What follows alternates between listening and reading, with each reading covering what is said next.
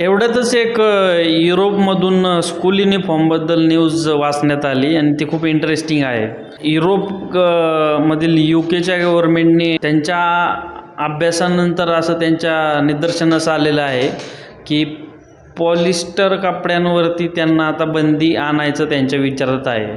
याचं कारण असं की त्यांच्या स्टडीजमधून असं आलेलं आहे की पॉलिस्टरची कपडे फक्त निसर्गासाठीच हानिकारक नाहीत, तर लहान मुलं जी युनिफॉर्म घालतात त्यांच्या आरोग्यासाठी पण खूप हानिकारक आहेत.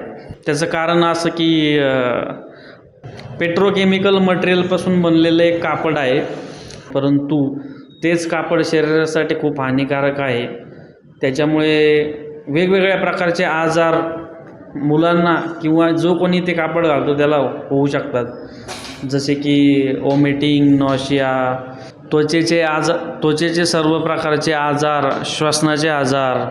परंतु गंमत अशी आहे, भारतात आपण पूर्वी 100% कॉटन युनिफॉर्मच यूज करायचो. अशा परिस्थितीत युरोपने पुन्हा कॉटनकडे जाण्याचा निर्णय घेतल्यानंतर आपल्याला पण पुन्हा खाकी घालायला काही प्रॉब्लेम नसावा, कारण शेवटी आपल्याला युरोपियन किंवा वेस्टर्न लोकांची मान्यता हवी असते, जी आता भेटल्यासारखीच आहे.